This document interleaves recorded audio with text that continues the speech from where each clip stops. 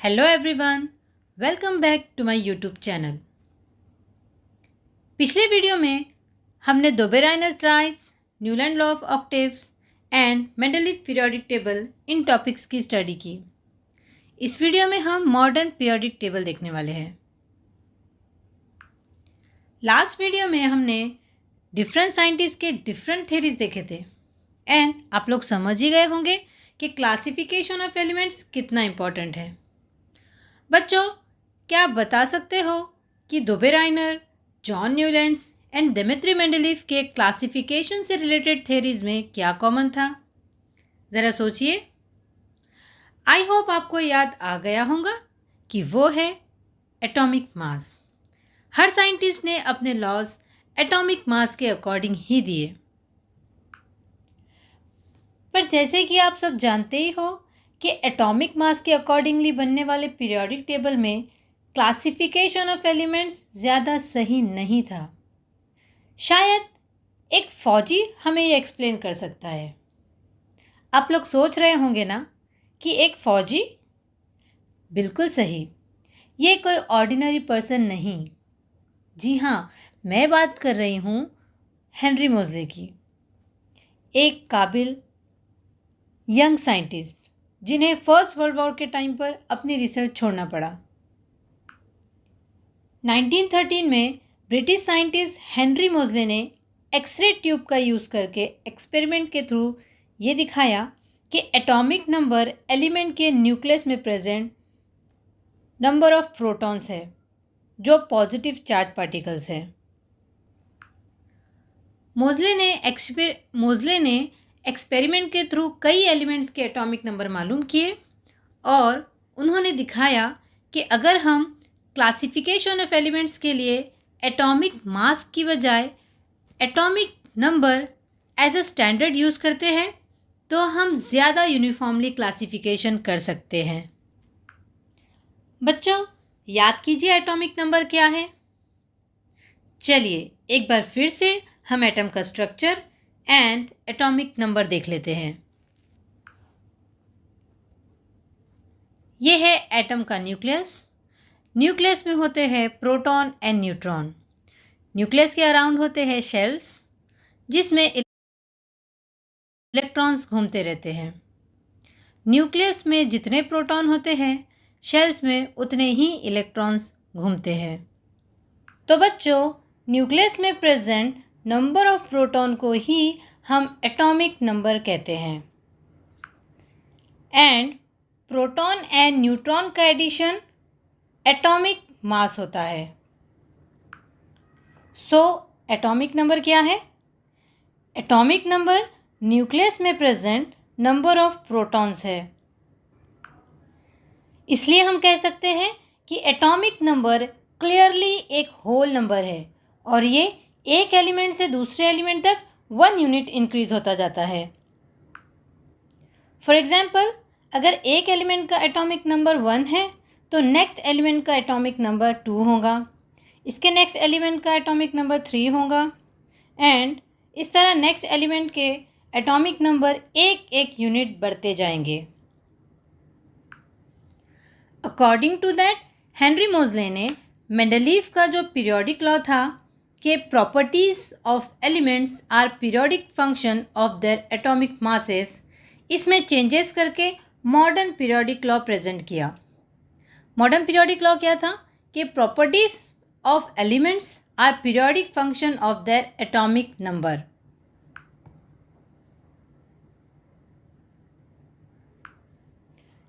Atomic number के base पर बनने वाले मॉडर्न पीरियोडिक टेबल से एलिमेंट्स को ज़्यादा यूनिफॉर्मली क्लासीफाई किया जा सकता है। मॉडर्न पीरियोडिक टेबल में एलिमेंट्स को उनके एटॉमिक नंबर के इंक्रीजिंग ऑर्डर में अरेंज किया गया, जिसकी वजह से मेंडलीव पीरियोडिक टेबल के बहुत से ड्रॉबैक्स मॉडर्न पीरियोडिक टेबल में रिमूव हो गए। For example, Mendeleev periodic table में कोबाल्ट एंड निकल के पोजीशन को लेकर उठने वाला क्वेश्चन मॉडर्न पीरियोडिक टेबल में सॉल्व हो गया। कैसे, आइए देखते हैं। कोबाल्ट का एटॉमिक मास निकल के एटॉमिक मास से ज़्यादा होने के बावजूद भी मेंडलीव पीरियोडिक टेबल में इसे निकल से पहले रखा गया। लेकिन मॉडर्न पीरियोडिक टेबल एलिमेंट्स के एटॉमिक नंबर के बेस पर था, इसलिए कोबाल्ट, जिसका एटॉमिक नंबर निकल के एटॉमिक नंबर से कम है, खुद ब खुद निकल से पहले आ जाता है। इसी तरह मेंडलीव पीरियोडिक टेबल में आइसोटोप्स को लेकर भी एक प्रॉब्लम था जो सॉल्व नहीं हो पाया था कि सेम केमिकल प्रॉपर्टी होने की वजह से इन्हें सेम ग्रुप में रखा जाए या डिफरेंट एटॉमिक मासेस होने की वजह से डिफरेंट ग्रुप में रखा जाए। But modern periodic table atomic number की बेस पर था एंड आइसोटोप्स के एटॉमिक नंबर सेम होने की वजह से इन्हें सेम ग्रुप में रखा गया। इस तरह आइसोटोप्स का प्रॉब्लम भी मॉडर्न पीरियोडिक टेबल में सॉल्व हो गया। अच्छा बच्चों, आपको स्क्रीन पर दो एलिमेंट्स क्रोमियम एंड मैग्नीज दिखाई दे रहे होंगे, जिसमें 51.99 एंड 54.94 क्रोमियम एंड मैग्नीज के एटॉमिक मासेस है। तो मुझे ये बताइए कि क्रोमियम एंड मैग्नीज, इन दोनों एलिमेंट्स के बीच में क्या 53 या 54 एटॉमिक मास वाला कोई एलिमेंट हो सकता है? ज़रा सोच के देखिए। चलिए मैं आपको बताती हूँ।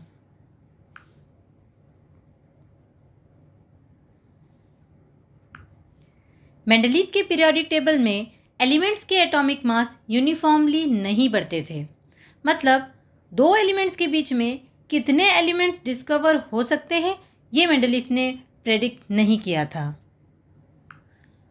बट हेनरी मोज़ले ने एलिमेंट्स को एटॉमिक नंबर के अकॉर्डिंगली अरेंज किया था और हर टू एलिमेंट्स के बीच में एटॉमिक नंबर का डिफरेंस 1 यूनिट था। इसलिए हम इजीली बता सकते हैं कि किसी भी दो एलिमेंट्स के बीच में कितने एलिमेंट्स हो सकते हैं। क्योंकि क्रोमियम एंड मैग्नीज का एटॉमिक नंबर 24 एंड 25 है, इसलिए हम कह सकते हैं कि इनके बीच में कोई एलिमेंट नहीं हो सकता।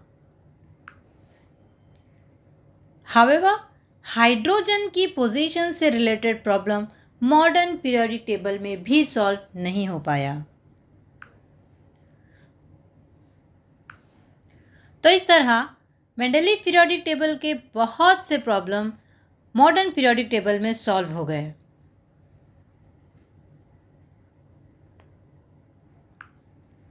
तो आइए अब देखते हैं मॉडर्न पीरियोडिक टेबल क्या है।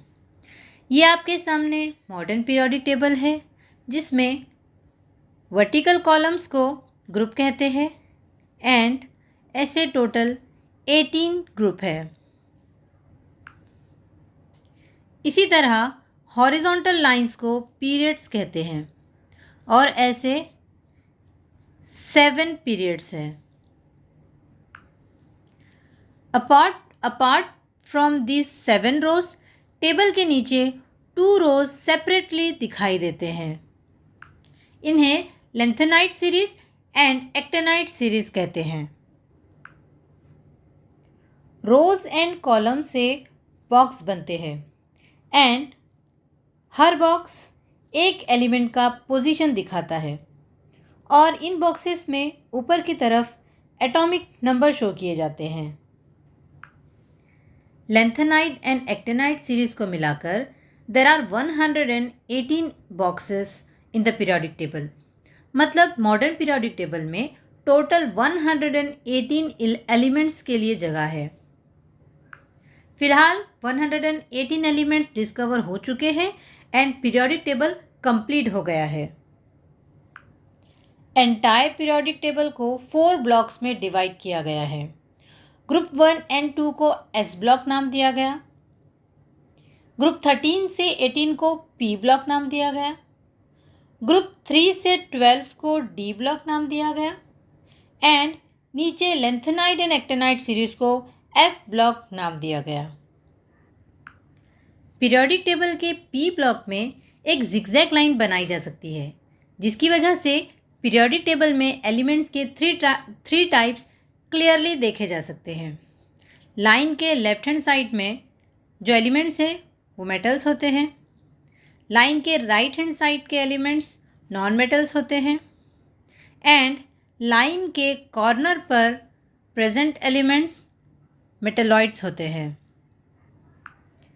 मेटलॉइड्स उन एलिमेंट्स को कहते हैं जो मेटल्स एंड नॉन मेटल्स दोनों की प्रॉपर्टीज शो करते हैं। पीरियोडिक टेबल में ग्रुप 1 के एलिमेंट्स को अल्कली मेटल्स कहते हैं।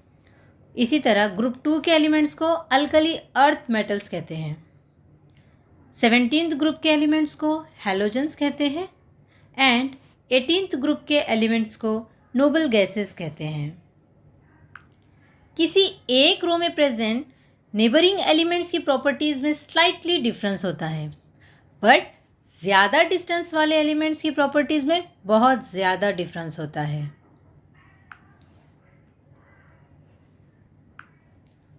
बच्चों, क्या आप लोग पीरियोडिक टेबल में इलेक्ट्रॉनिक कॉन्फ़िगरेशन के बारे में जानते हो? तो चलिए हम सबसे पहले पीरियड में इलेक्ट्रॉनिक कॉन्फ़िगरेशन देखेंगे। सबसे पहले फर्स्ट एंड सेकंड पीरियड लेते हैं। फर्स्ट पीरियड में सबसे पहला एलिमेंट है हाइड्रोजन, जिसका एटॉमिक नंबर 1 है। मतलब इसके न्यूक्लियस में 1 प्रोटॉन है एंड बाहर 1 इलेक्ट्रॉन है। अब हीलियम को देखिए। हीलियम का एटॉमिक नंबर 2 है। मतलब इसके न्यूक्लियस में नंबर ऑफ प्रोटॉन्स 2 है एंड न्यूक्लियस के बाहर घूम रहे हैं नंबर ऑफ इलेक्ट्रॉन्स भी 2 है। अब हाइड्रोजन और हीलियम पर गौर करें तो हमें नज़र आएगा कि दोनों में नंबर ऑफ शेल्स सेम है और उनका नंबर ऑफ शेल्स उनके पीरियड के नंबर के बराबर है। मतलब हाइड्रोजन और हीलियम दोनों में नंबर ऑफ शेल्स 1 है और उनका पीरियड नंबर भी 1 है। अब सेकेंड ग्रुप के एलिमेंट्स को देखिए। सेकेंड ग्रुप का फर्स्ट एलिमेंट लिथियम है, जिसका एटॉमिक नंबर 3 है। इसके न्यूक्लियस में 3 प्रोटॉन्स हैं एंड इसके शेल्स में 3 इलेक्ट्रॉन्स है। इसी तरह बेरिलियम का एटॉमिक नंबर 4 है। इसके न्यूक्लियस में 4 प्रोटॉन हैं एंड शेल्स में 4 इलेक्ट्रॉन्स है। हम ये कह सकते हैं कि बेरिलियम का एटॉमिक नंबर लिथियम से 1 यूनिट बढ़ गया है। मतलब इसमें लिथियम के कंपैरिजन में 1 प्रोटॉन एंड 1 इलेक्ट्रॉन भी बढ़ गया है। अब बोरॉन को देखिए। इसका एटॉमिक नंबर 5 है।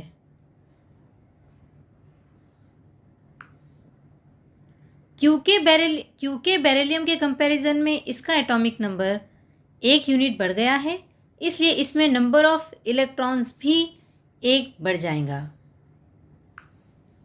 अब कार्बन को देखिए। इसका एटॉमिक नंबर 6 है। क्योंकि इसका भी एटॉमिक नंबर लास्ट एलिमेंट के एटॉमिक नंबर से 1 यूनिट बढ़ गया है, इसलिए इसमें भी इलेक्ट्रॉन्स 1 बढ़ जाएगा। जिस तरह हाइड्रोजन एंड हीलियम दोनों फर्स्ट पीरियड के एलिमेंट्स हैं एंड इनमें नंबर ऑफ शेल्स भी 1 है। इसी तरह जब हम लिथियम से नियॉन तक बढ़ते जाते हैं तो हम देखते हैं कि इनका एटॉमिक नंबर 1 यूनिट बढ़ता जाता है, जिसकी वजह से शेल्स में 1 इलेक्ट्रॉन भी बढ़ता जाता है। बट एलिमेंट्स में नंबर ऑफ शेल्स में कोई चेंजेस नहीं होते। लिथियम से नियॉन तक सभी एलिमेंट्स में नंबर ऑफ शेल्स 2 है और पीरियड नंबर भी 2 है। चलिए इसे इलेक्ट्रॉनिक कॉन्फ़िगरेशन से भी समझ लेते हैं। यहाँ हाइड्रोजन का एटॉमिक नंबर 1 है एंड इसका इलेक्ट्रॉनिक कॉन्फ़िगरेशन 1 है। हीलियम का एटॉमिक नंबर 2 है एंड इसका इलेक्ट्रॉनिक कॉन्फ़िगरेशन 2 है। नीचे सेकेंड पीरियड के एलिमेंट्स को देखिए। लिथियम का एटॉमिक नंबर 3 है। इसका इलेक्ट्रॉनिक कॉन्फ़िगरेशन 2,1 है। ये सेकेंड पीरियड का एलिमेंट है एंड इसमें शेल्स भी 2 है। एंड लास्ट शेल में नंबर ऑफ इलेक्ट्रॉन्स 1 है। बेरिलियम का इलेक्ट्रॉनिक कॉन्फ़िगरेशन 2,2 है। इसमें भी 2 शेल्स है एंड इसके लास्ट शेल में 2 इलेक्ट्रॉन्स है। अब बोरॉन को देखिए, इसके लास्ट शेल में 3 इलेक्ट्रॉन्स है। कार्बन के लास्ट शेल में 4 इलेक्ट्रॉन्स है। नाइट्रोजन के लास्ट शेल में 5 इलेक्ट्रॉन्स है। ऑक्सीजन के लास्ट शेल में 6 इलेक्ट्रॉन्स है। फ्लोरीन के लास्ट शेल में 7 इलेक्ट्रॉन्स है। इसी तरह नियॉन के लास्ट शेल में 8 इलेक्ट्रॉन्स है। अगर हम इलेक्ट्रॉनिक कॉन्फ़िगरेशन पर गौर करें तो हम देखते हैं कि एक पीरियड में लेफ़्ट से राइट जाते हुए जैसे जैसे एटॉमिक नंबर 1 यूनिट बढ़ता जाता है वैसे वैसे इलेक्ट्रॉन्स भी एक एक बढ़ता जाता है, लेकिन नंबर ऑफ़ शेल्स चेंज नहीं होते एंड नंबर ऑफ़ शेल्स उनके पीरियड नंबर के बराबर होते हैं। मतलब फर्स्ट पीरियड के एलिमेंट्स में नंबर ऑफ़ शेल्स 1 है, सेकेंड पीरियड के एलिमेंट्स में नंबर ऑफ़ शेल्स 2 है और इसी तरह थर्ड पीरियड के एलिमेंट्स में नंबर ऑफ़ शेल्स 3 रहेंगे। ये तो था पीरियोडिक टेबल में पीरियड्स एंड इलेक्ट्रॉनिक कॉन्फ़िगरेशन। अब हम देखेंगे कि ग्रुप एंड इलेक्ट्रॉनिक कॉन्फ़िगरेशन का क्या रिलेशन है। ये है हमारा पीरियोडिक टेबल, जिसमें फर्स्ट ग्रुप को देखिए। इसमें हम पहले स्टार्टिंग के 4 एलिमेंट्स को लेंगे। ग्रुप में फर्स्ट एलिमेंट है हाइड्रोजन। एज यू नो, इसका एटॉमिक नंबर है 1 एंड इसके फर्स्ट ऑर्बिट में नंबर ऑफ इलेक्ट्रॉन्स भी 1 है। इस तरह इसका इलेक्ट्रॉनिक कॉन्फ़िगरेशन 1 है। सेकेंड पीरियड का एलिमेंट है लिथियम, जिसका एटॉमिक नंबर है 3। इसके फर्स्ट शेल में 2 इलेक्ट्रॉन्स हैं एंड सेकेंड शेल में 1 इलेक्ट्रॉन है। इस तरह इसका इलेक्ट्रॉनिक कॉन्फ़िगरेशन होता है 2,1। इसके नीचे सोडियम को देखिए, इसका एटॉमिक नंबर 11 है। क्योंकि ये थर्ड पीरियड का एलिमेंट है इसलिए इसके पास 3 शेल्स रहेंगे। फर्स्ट शेल में 2 इलेक्ट्रॉन्स, सेकेंड शेल में 8 इलेक्ट्रॉन्स एंड थर्ड शेल में 1 इलेक्ट्रॉन रहेगा और इस तरह इसका इलेक्ट्रॉनिक कॉन्फ़िगरेशन बन जाएगा 2,8,1। इसी तरह पोटेशियम, क्योंकि फोर्थ पीरियड का एलिमेंट है इसलिए हम आसानी से कह सकते हैं कि पोटेशियम में नंबर ऑफ शेल्स 4 रहेंगे एंड इसका इलेक्ट्रॉनिक कॉन्फ़िगरेशन रहेगा 2,8,8,1। अगर हम ग्रुप में ऊपर से नीचे की तरफ इलेक्ट्रॉनिक कॉन्फ़िगरेशन पर गौर करें तो हम देखते हैं कि जैसे जैसे हम नीचे की तरफ आते हैं नंबर ऑफ शेल्स बढ़ते जाते हैं, बट सभी एलिमेंट्स के लास्ट शेल में नंबर ऑफ इलेक्ट्रॉन्स सेम होते हैं। चलिए टेबल की हेल्प से इसे समझ लेते हैं। अगर हम फर्स्ट ग्रुप के एलिमेंट्स को देखते हैं तो हमें नज़र आता है कि इनके लास्ट ऑर्बिट में नंबर ऑफ इलेक्ट्रॉन्स 1 है। अब ग्रुप 2 के एलिमेंट्स को देखिए, इनके लास्ट शेल में नंबर ऑफ इलेक्ट्रॉन्स 2 है। इसी तरह ग्रुप 17 में प्रेजेंट एलिमेंट्स के लास्ट शेल में 7 इलेक्ट्रॉन्स है। इससे ये क्लियर हो जाता है कि किसी भी एक ग्रुप में प्रेजेंट एलिमेंट्स के लास्ट शेल में नंबर ऑफ इलेक्ट्रॉन्स सेम होते हैं। तो बच्चों, ये था group and electronic configuration. I hope आपको समझ में आ गया होगा। तो ये वीडियो हम यहीं स्टॉप करते हैं। नेक्स्ट टॉपिक आपको नेक्स्ट वीडियो में सीखने मिलेगा। एंड प्यारे बच्चों, चैनल को सब्सक्राइब ज़रूर करें ताकि न्यू टॉपिक्स के न्यू वीडियोस आपको मिलते रहे। तब तक के लिए अपना ख्याल रखें। और अच्छे से पढ़ाई करें। Good bye.